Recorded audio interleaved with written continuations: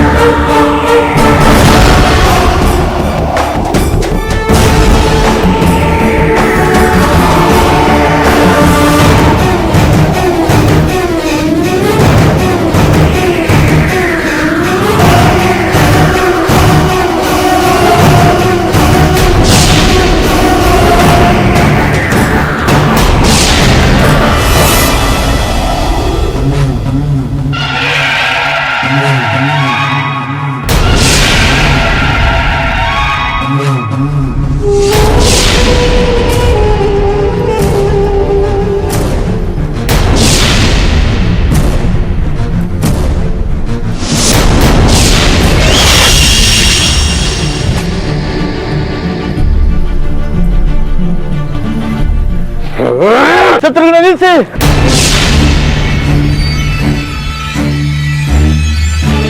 ಏನಾಯ್ತು? ಒಂದೇ ಹೊಡೆತಕ್ಕಾದ ಅನಾಹುತ ಸಾಲ್ದ, ಅಲ್ಲಿ ಅಗ್ನಿಕುಂಡ ನಂದು ಹೋಗಿದೆ. ಇದಕ್ಕಿಂತ ಅಪಶಗ್ನ ಬೇರೊಂದಿಲ್ಲ. ಇಡೀ ಊರಿಗೂರೇ ನಡುಗ್ದಂಗಾಯ್ತು. ವಿಚಿತ್ರವಾದ ಗಾಳಿ ಬೀಸ್ತು. ಒಂಥರ ವಾತಾವರಣನೇ ಬದಲಾಯ್ತು. ಗಮನಿಸಿದ್ರ?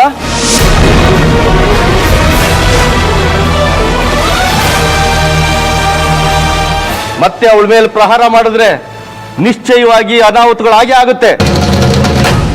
ಶಾಸ್ತ್ರಿಗಳೇ, ಏನಿದು? ಮಾಡಬಾರ್ದನ್ನ ಮಾಡಿದ್ರೆ ಆಗಬಾರ್ದೇ ಆಗುತ್ತೆ ಶತ್ರುಘ್ನ.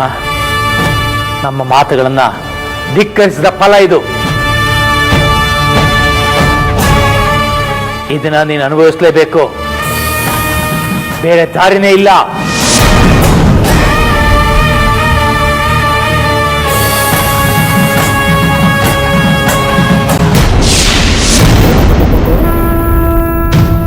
ಶತ್ರುಘ್ನ, ಶನಿ ನಿನ್ನ ಹೆಗಲೇರಿ ಕುಳಿತಿದ್ದಾಯ್ತು. ಇಲ್ಲಿಂದ ನಿನ್ನ ಘೋರಾತಿ ಘೋರ ದಿನಗಳು ನಿನ್ನನ್ನ ನೆರಳಿನ ಹಾಗೆ ಹಿಂಬಾಲಿಸ್ತವೆ. ನಿನ್ನ ಅಹಂಕಾರಕ್ಕೆ, ನಿನ್ನ ಅಟ್ಟಹಾಸಕ್ಕೆ ತಕ್ಕ ಪ್ರತಿಫಲಗಳು ಸಿಗ್ತವೆ. ಇನ್ನು ನೀನು ಉಸಿರಾಡೋ ಶವ ಅಷ್ಟೇ, ಅನುಭವಿಸು.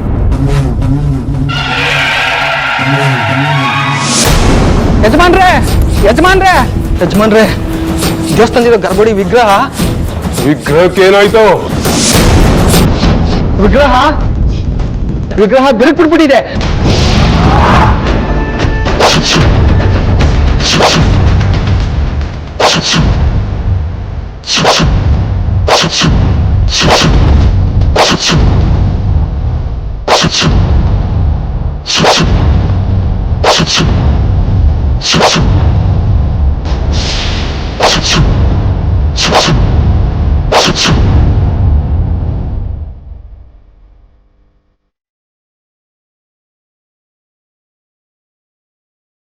ವಿಗ್ರಹ ಸೀಳ್ಬಿಟ್ಟಿದೆ. ಹೇಗಾಯ್ತು ಅದು? ಗೊತ್ತಿಲ್ಲ ಯಜಮಾನ್ರೆ.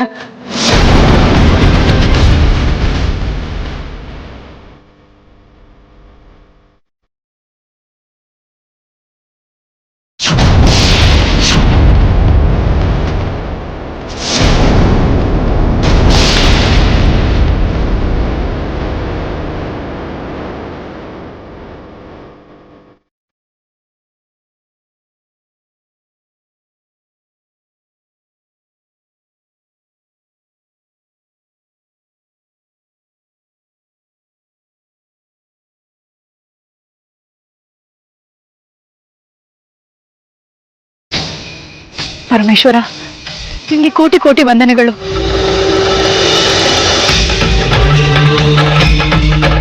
ಇನ್ನು ಅಮೃತ ಸುರಕ್ಷಿತವಾಗಿರ್ತಾಳೆ.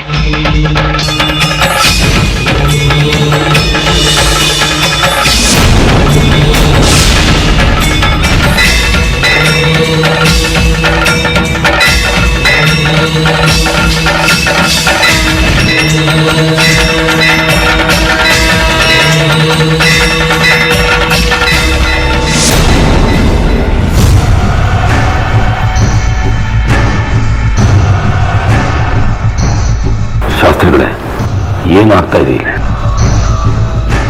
ಏನಾಗಬೇಕಾಗಿತ್ತು ಅದೇ ಆಗ್ತಾ ಇದೆ.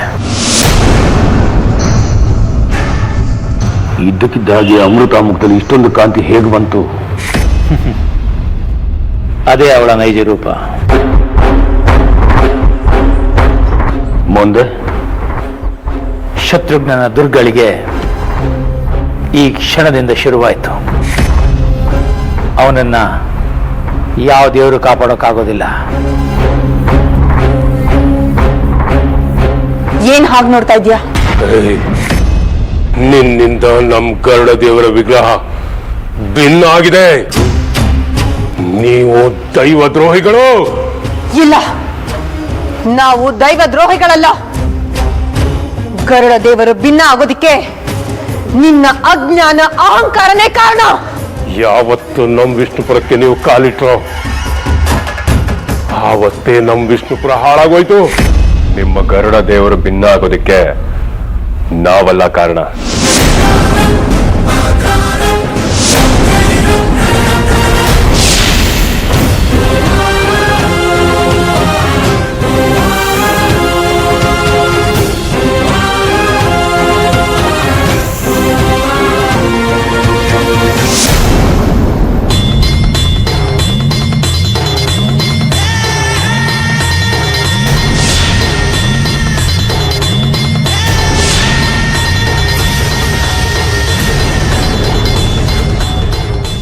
ಶತ್ರುಘ್ನ, ಗರುಡ ಹೋಮದ ಗೆರೆನ ಹಾಕಿ ನಮ್ಮ ಅಮೃತನ ಎಷ್ಟು ಕಾಡಿಸ್ದೆ ಅಲ್ವಾ?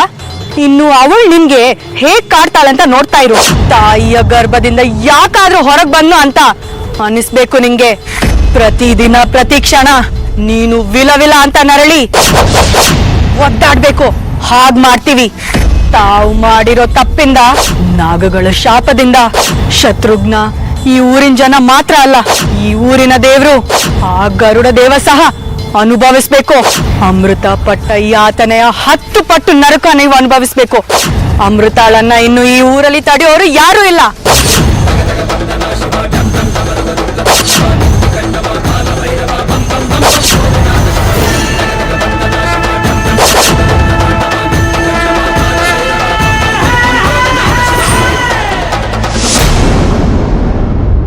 ನಿಮ್ಮ ಊರಿನ ಗರುಡ ವಿಗ್ರಹ ಯಾಕೆ ಬಿರುಕ್ಬಿಟ್ಟಿದೆ ಗೊತ್ತಾ? ಯಾಕೆ? ನಾನಾಗ್ಲಿ ಅಮೃತ ಅವರಾಗ್ಲಿ ನಾಗಗಳಲ್ಲ, ನಿಮ್ ಎಲ್ಲರ ಹಾಗೆ ಸಾಮಾನ್ಯ ಮನುಷ್ಯರು. ಹೋಮನ ಮಾಡಿ ನಮ್ಮನ್ನ ಆಹುತಿ ಕೊಡೋದಕ್ಕೆ ಪ್ರಯತ್ನ ಪಟ್ರಲ್ಲ, ಅದಕ್ಕೆ ಬಿರುಕು ಬಿಟ್ಟಿದ್ದು. ಇದನ್ನ ನಂಬೋದಕ್ಕೆ ನಾನ್ ಮೂರ್ಖ ಅಲ್ಲ. ನಿನ್ನಂತ ಅಜ್ಞಾನಿಗಳು, ಅಹಂಕಾರಿಗಳು ಯಾರ ಮಾತನ್ನು ನಂಬೋದಿಲ್ಲ. ನಿನ್ನ ಅಟ್ಟಹಾಸಕ್ಕೆ ತಕ್ಕ ಶಾಸ್ತಿನೇ ಆಗಿದೆ. ಏನಾಗ್ರಿ?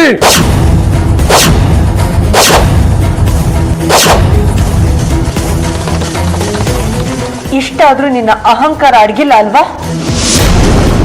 ಇದಕ್ಕೆ ಕಾರಣ ನಾವಂತೂ ಅಲ್ವೇ ಅಲ್ಲ, ಮತ್ತಿನ್ಯಾರು? ನೀನೇ.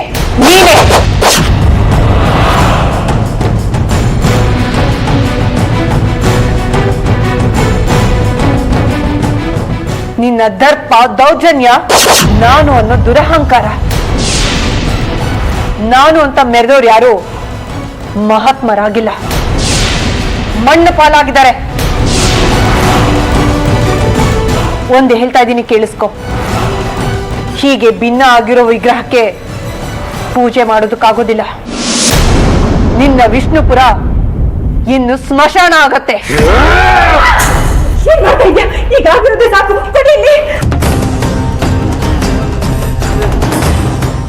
ಇಲ್ಲಿ ಒಂದು ಚಿಕ್ಕ ಜೀವರಾಶಿ ಕೂಡ ಬದುಕೋದಕ್ಕೆ ಸಾಧ್ಯ ಇಲ್ಲ.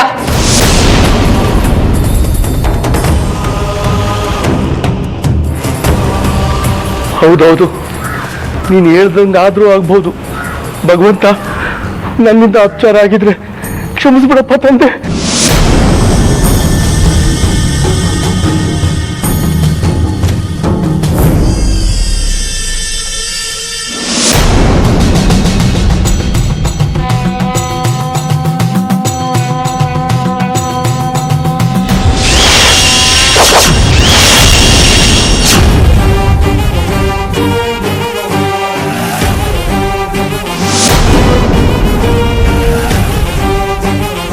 ಏಯ್ ಶತ್ರುಘ್ನ, ಭೈರವ, ನೀವು ಅಮೃತಾಳನ್ನ ಈ ಊರಿಂದ ಹೊರಗಡೆ ಕಳಿಸೋದಿಲ್ಲ ಅಂತ ಹಠ ಹಿಡಿದು ನಿಂತಿದ್ರಿ ಅಲ್ವಾ?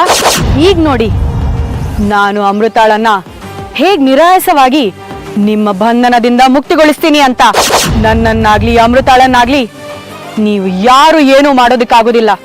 ಅನ್ಯಾಯ, ಅಕ್ರಮ, ಬಂಧನವನ್ನ ಆ ಪರಮೇಶ್ವರ ಎಂದಿಗೂ ಸಹಿಸಲ್ಲ.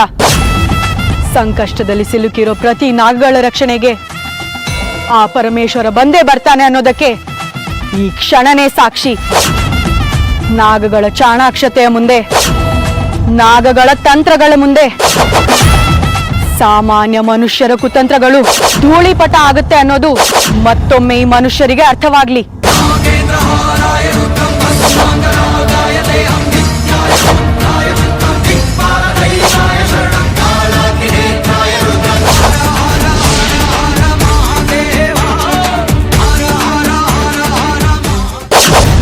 ಅರ್ಚಕ್ರೆ, ನಿಮ್ಗೆ ತಲೆಗಿಲೆ ಕೆಟ್ಟಿದೆಯಾ?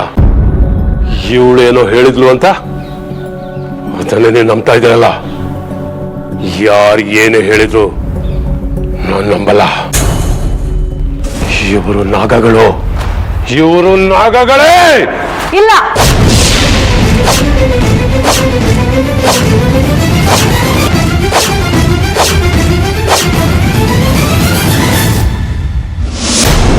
ನನ್ನ ಹಾಗೆ ನಿಮ್ಮ ಹಾಗೆ ಸಾಮಾನ್ಯ ಮನುಷ್ಯರು.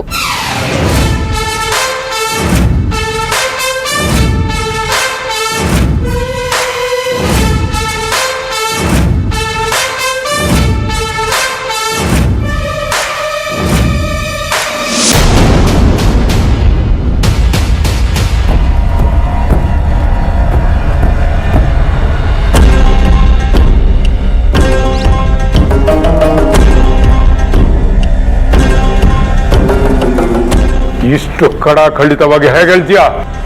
ಇವರು ನಂಗೆ ಗೊತ್ತಿರೋರು.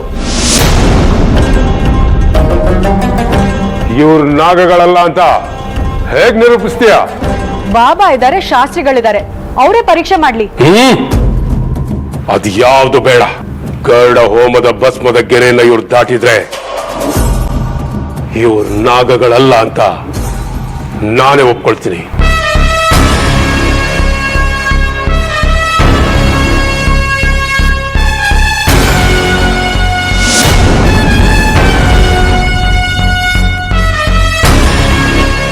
ಅಷ್ಟೇ ತಾನೆ, ಅವರು ಸುಲಭವಾಗಿ ದಾಟ್ತಾರೆ.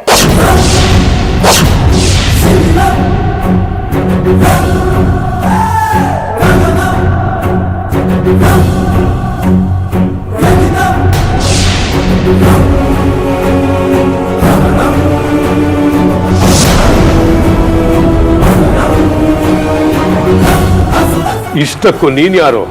ನಾನು ಗರುಡ ದೇವರ ಭಕ್ತೆ. ಯಾವ ಊರು? ಇದೇ ಊರು, ವಿಷ್ಣುಪುರ. ಇಲ್ಲಿ ತನಕ ನಾನು ಈ ಊರಲ್ಲಿ ನಿನ್ನ ನೋಡೇ ಇಲ್ವಲ್ಲ? ನಾನ್ ನಿಮ್ಮನ್ನ ನೋಡಿದ್ದೀನಿ. ನಾನು ಹುಟ್ಟಿದ್ದು ಬೆಳೆದಿದ್ದು ಇಲ್ಲೇ. ಆದ್ರೆ ಇವತ್ತಿನ ಹಾಗೆ ನಿಮ್ಮ ನೋಡೋ ಅವಕಾಶ, ಸನ್ನಿವೇಶ ನಂಗೆ ಬಂದಿರ್ಲಿಲ್ಲ. ನೀನು ಮಾತಾಡ್ತಾ ಇರೋದನ್ನ ನೋಡ್ತಾ ಇದ್ರೆ ನನ್ಗೆ ಯಾಕೋ ಅನುಮಾನ ಬರ್ತಾ ಇದೆ. ನನ್ನೊಬ್ಬಳನ್ನ ಮಾತ್ರ ನೀವು ಅನುಮಾನದಿಂದ ನೋಡೋದಿಲ್ಲ, ಪ್ರತಿಯೊಬ್ಬರನ್ನು ಅನುಮಾನದಿಂದಲೇ ನೋಡ್ತೀರಾ. ಅದು ನಿಮ್ಮ ಹುಟ್ಟುಗುಣ. ಅಗತ್ಯಕ್ಕಿಂತ ಹೆಚ್ಚಿಗೆ ಮಾತಾಡ್ತಾ ಇದೆಯಾ ನೀನು? ಶತ್ರುಘ್ನ, ಆವೇಶ ಪಡೋ ಸಮಯ ಅಲ್ಲ ಇದು. ಅವಳು ಏನು ಹೇಳ್ತಾ ಇದ್ದಾಳೆ ಅನ್ನೋದನ್ನ ಸರಿಯಾಗಿ ಕೇಳಿಸ್ಕೊ. ಅಲ್ಲ, ನೀನ್ ನಮ್ಮೂರ್ನವಳೆ ಆಗಿದ್ರೆ ಇವ್ರ ಪರವಾಗಿ ಯಾಕೆ ನಿಂತಿದ್ಯಾ?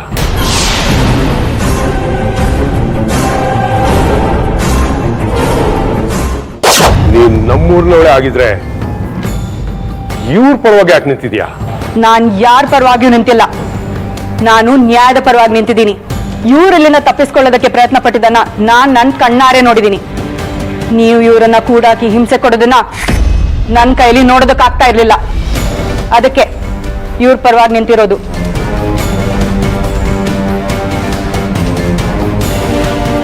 ಅಲ್ಲ, ಒಂದ್ ಮಾತು ಕೇಳ್ತೀನಿ, ಉತ್ತರ ಕೊಡಿ. ಇವರಿಬ್ರು ನಮ್ಮೂರಿಗೆ ದೇವ್ರ ಪೂಜೆಗೆ ಬಂದಿರೋ ತಪ್ಪ? ದೇವ್ರು ಅಂತ ಅಂದ್ಮೇಲೆ ಭಕ್ತರು ಬರೋದು ಸಹಜ ತಾನೆ? ಕಾಗೆ ಕೂರೋದಕ್ಕೂ ರೆಂಬೆ ಮುರಿಯೋದಕ್ಕೂ ಒಂದೇ ಆಯ್ತು. ಹಾಗೆ ಇವರು ಬಂದಿದ್ದಾರೆ, ಹೋಮದ ಜ್ವಾಲೆ ಆರೋಗಿದೆ.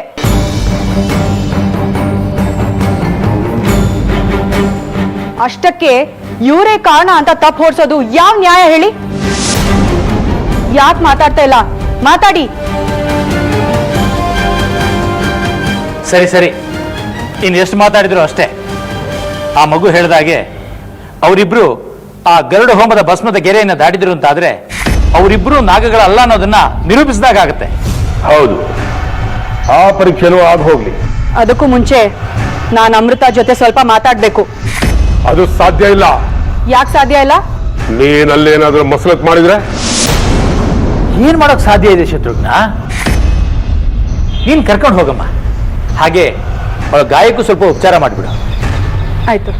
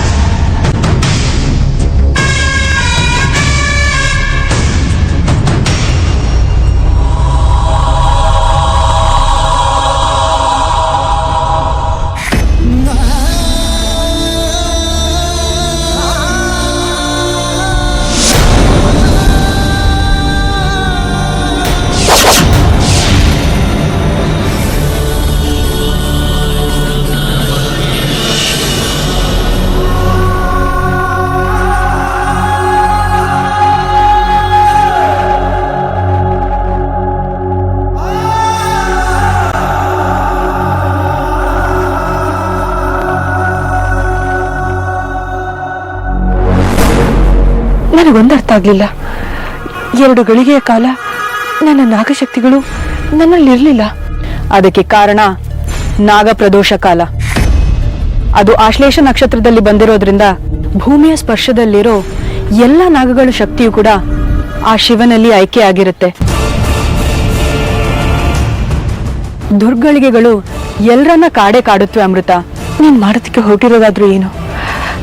ನಾವು ಆ ಭಸ್ಮದ ಗೆರೆನ ದಾಟೋದಕ್ಕಾದ್ರೂ ಆಗುತ್ತಾ? ಅದ್ರ ಶಕ್ತಿ ಇನ್ನೂ ಹಾಗೆ ಇದೆ. ಅದರ ಶಕ್ತಿ ಕ್ಷೀಣಿಸಾಯ್ತು. ಅದನ್ನ ದಾಟೆ ತಾನೆ ನಾನು ವಿಷ್ಣುಪುರದ ಒಳಗೆ ಬಂದಿದ್ದು.